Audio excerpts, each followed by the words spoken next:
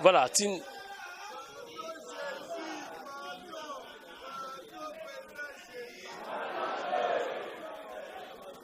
Tindika télévision papi kamwasi jipika to bandi masolo ndenge ezalaka eza masolo mboka eza masolo oyo à chaque fois tout ça la tout kopesa bino information ba réalité ya mboka cher internaute naza na plaisir to ya représenter bino émission yo donc tout terrain bolanda biso ndenge ezalaka comme d'habitude voilà na doit répondre lelo bokomelanga trop na répondre à bino te ba combattant bokomie belé diaspora bokomie belé pona émission tout à fait normale pour ça la critique la suggestion tout ça ça la biso bien quoi comment tout ça évoluer alors beaucoup de biso trop comme quoi que opposition et l'ennemi opposition ba kotimayi par rapport ya basango topé ba protestant donc pe ba musulman ba kotima solo mais ce botali malamu ceux qui vont réfléchir bien tout ça c'est mamuke beaucoup mona que basango ba do réclamer nini ba corps ya Saint-Sylvestre Mbakora ya Saint-Sylvestre na bandaki masolo wana.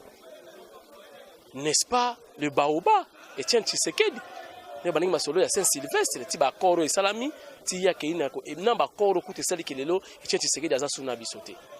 Mais atikeli batelo ka munene bakoro o ya Saint-Sylvestre. Mais alors bolo bakelelo politique to pe opposition elembi basango bazu relève. Basango bado réclamer kama kama politique ti. Po lobby kako bomona basango soki bakoro wana. Et que Esimbi, to pezongi na nzela, to pe ekosala ma esalami, mais au moins que opposition politique ne yeka kozongi na masolo ya opposition.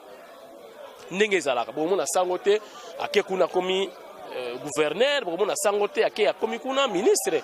Donc ezali kaka makambo ya politique opposition est toujours en marche, opposition et de sala musala nango ndenge ezalaka. Donc opposition est l'invité. Pour basango baza toujours baza na lignée ya makambo ya politique. Donc voilà. Alors bolobi ke na yoki makamana bolobi mais biso toza au milieu du village to sala musala ndenge bolingaka pour l'axabino quand même ba réalité ya mboka. Alors so bongo sa bosala ba analyse to pe mo analyse mukeka ya makambo mboka.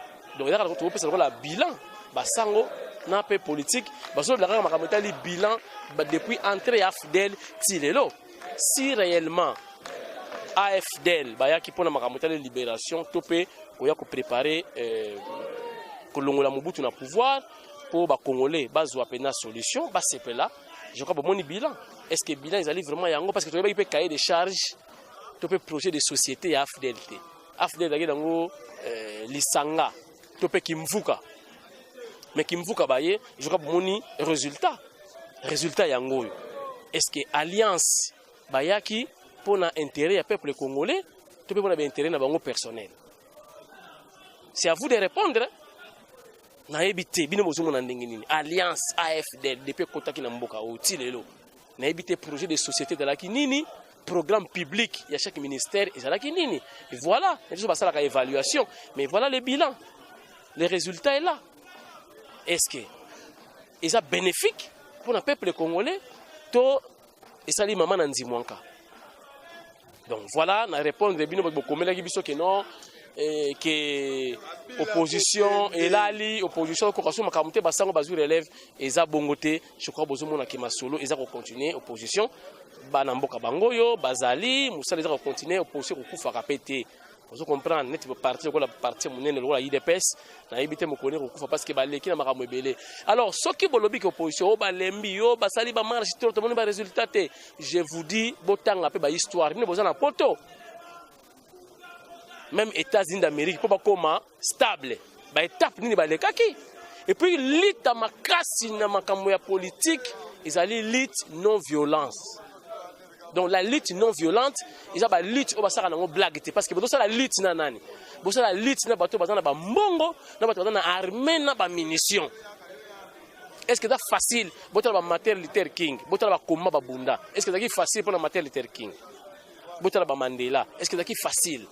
Donc, c'est un état de droit, c'est un intérêt général, c'est un mboka vanda calme, c'est la lutte, aux alliés lutte moko non violente. Non, ils ont facilité.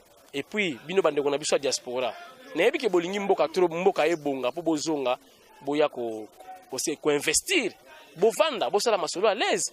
Toyebi, bo dans esprit à civisme, bo dans amour du pays. Mais je vous dis, bon condamner dans la kati parce que bitumba ya kati na bitumba libande ko kanité awa na kati net siko poto koma lelo awa obi combien de barrières ça lelo ki sasa to combien ba difficulté kaka le 12 awa na Notre Dame wana ngana zonga ginda ko lokolo moko sapato bino ske boyebi makambo wana awa za la jeter lit wana ko bo bimi wana ko ebi so ko bimi ozonga to kozonga te. Donc, si on a sur le terrain, si on a sur le terrain, si on a libanda, c'est différent. Parce que si on a un risque et tout. Donc, je vous dis, tout est possible. Tout est palpable, comme on a dit, et c'est fini, aux gens qui peuvent parler. Donc, il faut continuer plutôt qu'encourager sur le terrain que décourager Bango. Pour tout le monde aller sur le terrain et d'aller difficile que nous devons aller banda na kata bobenga ba mususu wana botina ba mbongo bo sala mwa po bo mela mwa mai eza mabete bo lemba pete bo continuer mais ngana tindika je crois na sena mbongo te to sala ka musala na biso en tant que ba journaliste bo bina bo sepela bo mona ka ba réalité ya mboka mais ce qui bo sala ngo bo tindila ba mbongo ba motivation ba nini il faut continuer à les faire dans mboka na bino. Mais si vous découragez Batouté, vous tika Batou ça lit, va continuer lit na bango, ti esika bakosuka, ils ont un intérêt moko commun, intérêt de tout le monde, de tous les Congolais. Donc voilà, l'élo touye avec 1000 difficultés, ba barrières partout. On a outil dans l'université, on a outil dans la cour, mais j'ai tout fait na koma awa. Donc l'élo dali matinée politique, ou dali très spécial avant la marche de demain dimanche. Alors, tu as un point de vue, il y a des combattants, c'est bon, donc je crois que le message est l'équipe. Bon décourager Batouté, mais bon encourager Batou parce que l'élite non violente est une lutte très difficile. Donc voilà, moi, message, il y a un message beaucoup moins qui ngaï, mais il répondre mais il faut continuer à encourager. Si on fait ça, moi 50, moi boyer, on va continuer. Il faut continuer à les faire. Parce que les jeunes gens, besoin de ming, ba chômeur. Bazo salate, mais bazo ya pour l'intérêt mboka. Ce qui le ata combattant moka kofi. Pour na mboka, o ce qui lobi mboka ebongi. Bidoka bo sepelati. Bokata boya kawa, tu vas que boya kana bino. Mais ta boya bo melami. Na mona kate muta poto na ya wana ba tentire pe na boya uti mikina ba parfum ye a continue kiri oyo lo ba bimi na balabala te. Ta boya kawa bo melami. Na poto ta bo na kuna mutu na bo sala bo pesa ba ordre ba idée. Mais ya kana tero mona ba mona difficulté za la kawati. Au mon affrontement, pesa ka longi boye gaz yep na boum. Je vous dis, les 12, on a zone qui catch moko na lokolo ya droite ya gauche tikala ki na ebite na soki wapi kuna na kabata ki bagaz. On a pas de difficulté sur nango. Donc ça ne sert à rien de critiquer, il faut plus encourager les combattants qui ya ko lembisa bango pesa ba message ka to lembi basango bazu relève, non? Basango badana sima ya politique. Voilà, donc ils ont toujours la même lutte qui continue. Viva! Inapeza viva! Viva! Inapeza viva! Viva! Viva! Viva!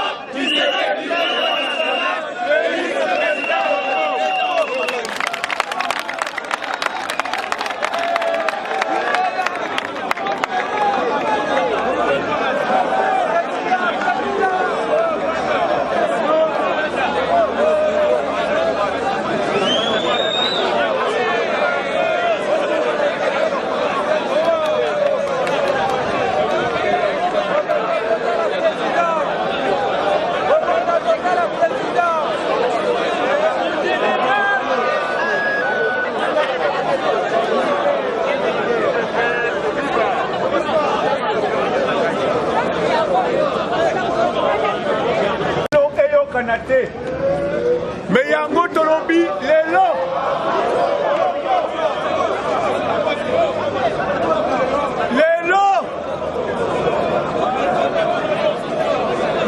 tozali awa na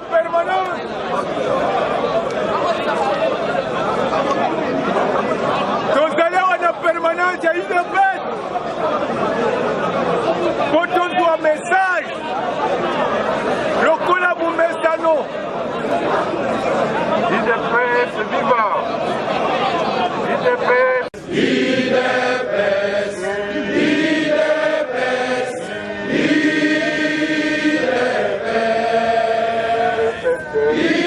UDPS! UDPS!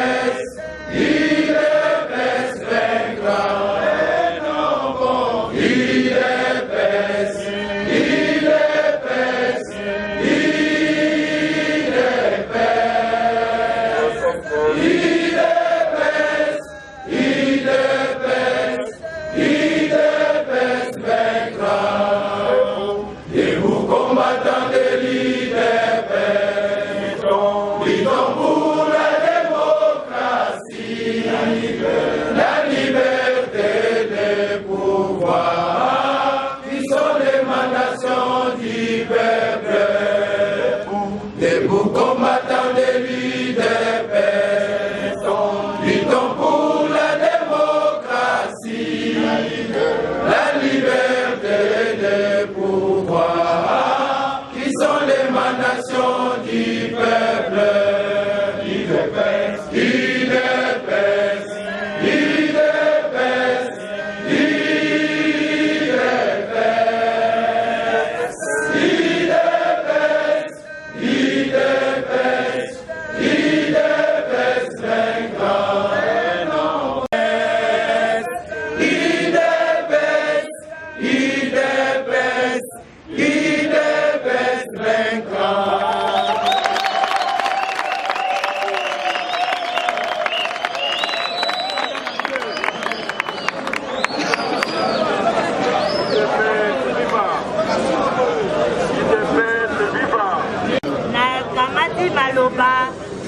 Na mokolo ya lelo pona kosala likambo esali sensibilisation na kosala yango na tina nini na kosala yango po boyebi te lobi ezali mokolo ya tembe na tembe boyete ezali mokolo oyo biso banso oyo alingi changement bana ya président Etienne Tshisekedi tokotelema tokotambola pona kolakisa ba médiocre ke biso tozali ba meilleur boyete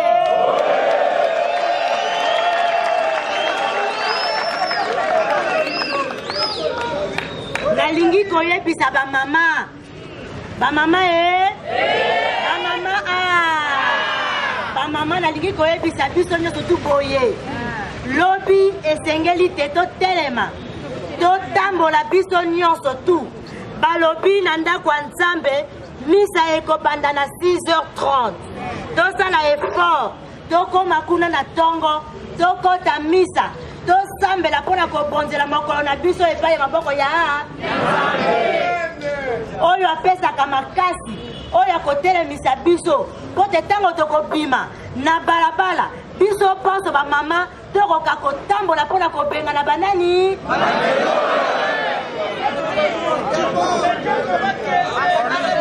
asengi na biso tozala ebele tolakisa bapapa mpe bamama liboso bapapa botambola elongo mpona bapapa baencadre mpe biso bamama biso mpe bamama toencadre mpe banani bapapa tosengeli kotambola loboko na loboko moto te atikala nsima tolamuka lobi na ntongo mpo te tokɔta na misa totambola mpo te biso panso toyeba kobengana bamédiocre UDPS viva bamama toyokisa parti na biso soni te totala ndenge toye awa estce na UDPS bamama tokoki kozala koye tomilakisa na biso moko mosapi estce tozotambola malamu na kati ya parti esengeli tobongwa esengeli tochange awa tokoti mbula ya sika totelema tokende kotambola mpona koloba te toboyi médiocrité ezali nini pasi oyo bapapa bazali komona salaire ya mabe bazali kobuta bango bana na biso bakomi bakuluna toza na mai te toza na courant te toza na situation difficile yango wana tokotambola mpo te bamédiocre bakende biso baexcellent tosala nini tozwa esika UDPS viva bamama ntango pasi ekɔtaka na mboka lokola ekɔti na Congo biso bamama tozomona pasi biso bamama tokomi lokola bapapa na kati ya ndako papa azosala te papa aza na salaire te okende hôpital oza kokufa mpo nini kozanga aspirine ezali médiocrité kuluna ezali te ke kuluna aza moto mabe kuluna azali message ke biso na mboka ezotambola malamu te kuluna bazofuta baparent malamu te bana bakomi kuluna bapesaka misala na société te bana bakomi kuluna yango wana esengeli totambola biso bamama mpo torevendique toyebaka pasi eleki tokoki kosupporte yango lisusu te tokondima pasi bamama lobi totambola tolakisa baoyo banguna na biso ke tolingi lisusu makambo wana te tolingi changement ekota na mboka UDPS viva yango nasengi bamama message nange ezalaki molai mingi te mokuse tokona ke bamama totelema biso na kati ya parti bongo tokokoma ebele makasi tokobengana bamédiocre kasi lobi ezali rendez-vous du donner et du recevoir tokotelema po te monguna akende UDPS viva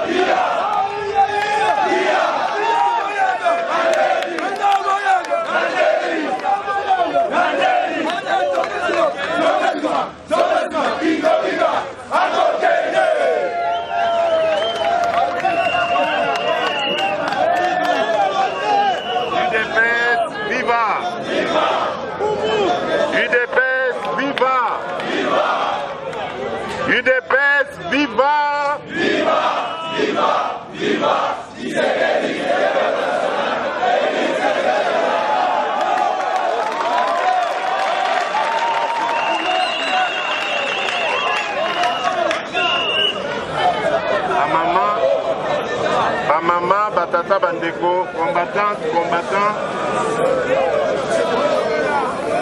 Nabanzi, maman Nabiso Rose, Boyata, la dame de fer, à ABC Bino, surtout, Nikambo Etali ba maman, de voir Nabino Pona Lobby. Kasi, Makambo Lobby, c'est vrai que à s'adresser à ma maman, mais ba papa pe et Sengeli, Bayoka. Likambo balobi na ba maman etikalaka na ba maman te bino pe boteleme. Ngai nakoyebisa bino kaka likambo etali débat o ezali kosalema po esengeli boyeba yango na niveau ya communauté internationale. Parce que eza nécessaire bozana ba représentant na bino oyo bakendeke kosola na bango.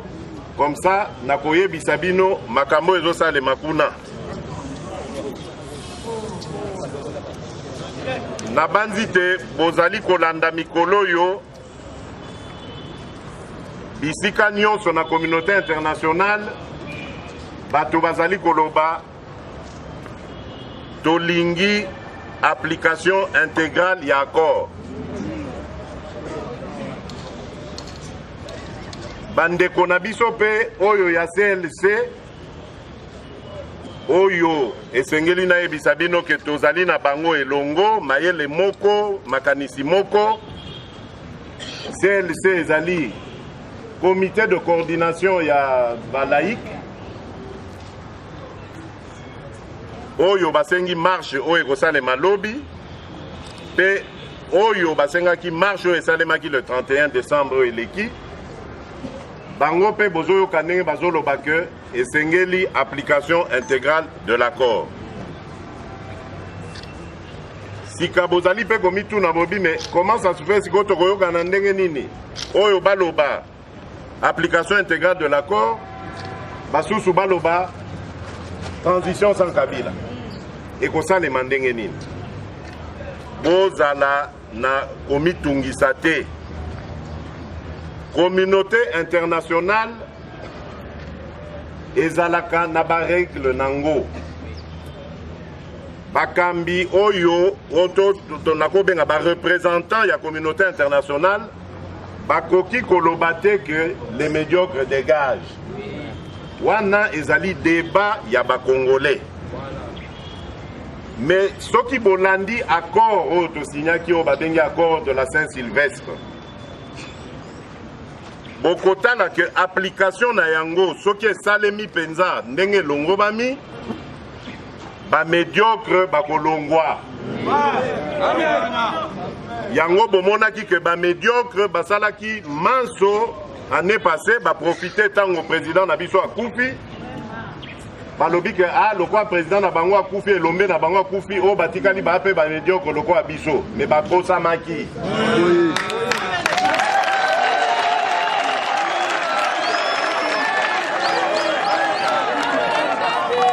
Tolakisi bango ke biso tozali ba médiocre lokola bango te. Topiki pendeti bango bakanisaki ke mwandambo bato ba deboshaki wana bato wana bana valeur. Que tango bakozwa bango lokwa bakende ko na nzala tango bakokende kuna biso awa tokokufa libela. Kasi bayebaki te ke leader na biso amibotaki soki plus de 10 millions de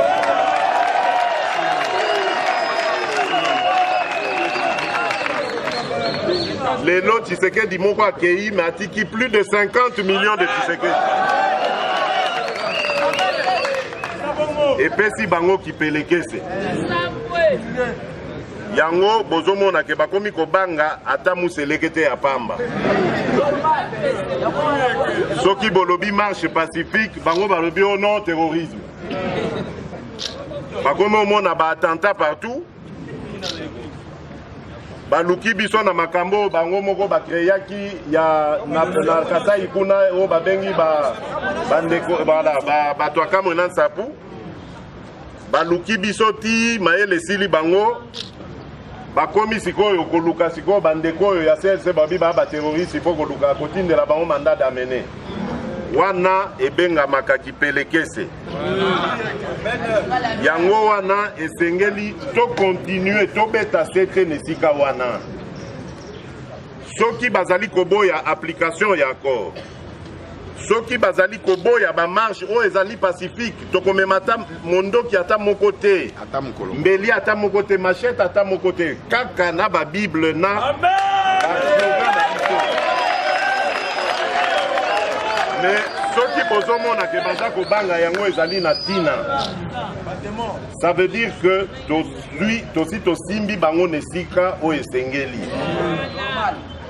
pona zongela likambo nazali koloba tango baza koloba na bino application intégrale de l'accord ezali façon diplomatique ya koloba que les médiocres dégagent. Donc bozala na komi tungisa te biso bato tozali koloba transition sans Kabila toyebi tina tozali koloba yango.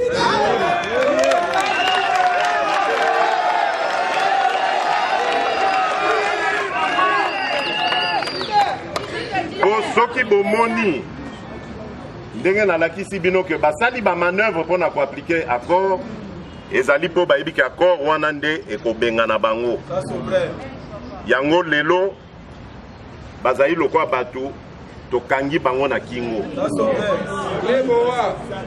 communauté internationale azoloba bokokende pa ite bo appliquer accord autrement dit ba manœuvre nyonso bosalaki wana mpona biso ezali zéro ezali pamba bokanisaki ke bozwi rassemblement bokosi biso rassemblement ezali kaka na bomoko o bozwi wana ezali mopepe ya pamba tomoni bana Tshisekedi kuna te voilà pourquoi nalingai nayebisa bino yango que lelo communauté internationale communauté religieuse bandeko ebele ya ba confession religieuse nakolakisa bino te boali na Congo bo vivre bino moko ndenge ba confession religieuse nyonso bakomi sikoyo kosangana na likambo biso pe tolobaka biso rassemblement likambo ya Kabila c'est terminé. C'est vrai que tolobaki le 31 décembre eza jour na ye ya suka mais bomonaki que le 31 décembre abimisaki violence abimisi mandoki abomi bana Congo eloko wana ekoki kobangisa biso te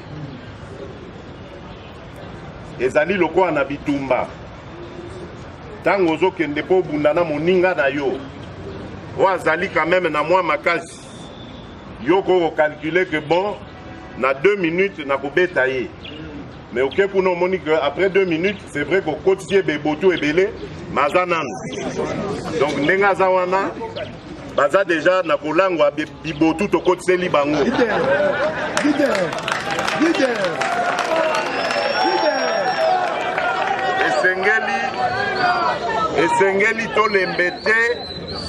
Esengeli to lembete to continuer ko beta bibotu.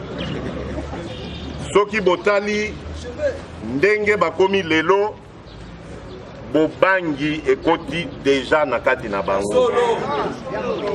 Bolanda mangungu ya ba animateur na bango te wana. Toyebaka bango. Tango eyindaka bango nde bato ya liboso bakatisaka.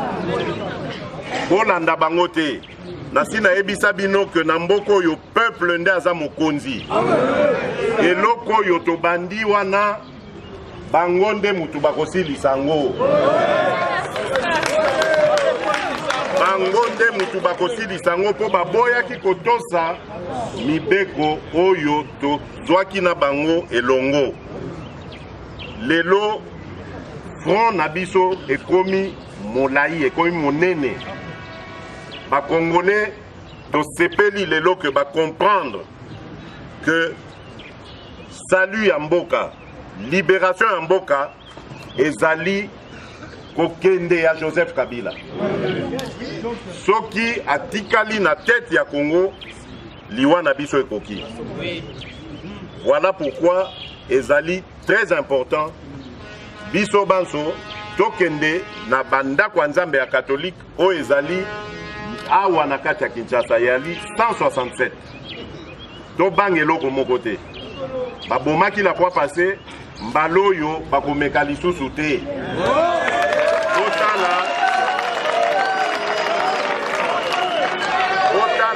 Botala bino moko. Botala bino moko ndenge babandi ba barrage déjà banda lelo batiete yango partout. Po bato bamona babanga. Obange loko moko te. Koko sambela ezali droit ya moto nyonso. Soki bango basambela kate po babala Satan etali bango. Biso tozali bana ya Nzambe. Pona Nzambe tondimi tokende ko affronter bango. Po tobomi moto te. Toke ko sambela tango tokobima kuna tosali marche ya kafu kafu. Pona kolakisa ba médiocre que tolembi mboka na biso et continuera ko kufa ndenge ezokufa. Ba bomi mboka na biso ekoki. Toza kosenga bango eloko moko te. Tolobi te que totia bango na ba prison. Tolobi te que toboma bango ndenge bango babomaka biso. Tozo senga kaka batika pouvoir wana peuple apona bakonzine ya sika. Baye bakokende parce qu'il y a un temps pour tout. Il y a un temps pour diriger et il y a un temps pour partir. Il y a un temps pour vivre et il y a un temps pour mourir. Et Zali, dernier avertissement, oh tozali kopesa bango. Tolingi violence te, tolingi changement. Na yebisaki bino que tozana besoin ya komema mando kite. Bomoni ndenge bazwi kipelekese. Kaka na ba marche na biso na Bible na chapelet oyo. Ndeza ko bangisa bango. To continuer ndengwana bokomona que na mikolo ezali koya changement o tozali koluka, volonté na bino peuple congolais ekosalema. Voilà, naza kopesa bino rendez-vous lobby na banzela nyonso ya Kinshasa. Tolakisa que peuple mobimba elingi changement et boyi likamwa Joseph Kabila na baninga na ye miyibi babomi mboka oyo. Abu ya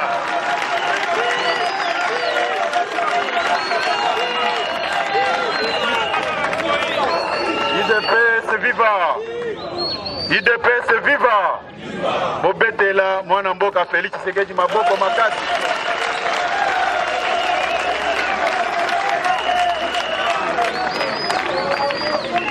Nakanisi ndenge na exaki bino na intervention ya liboso ke commentaire exact plus message wana eza très clair. Toyokani.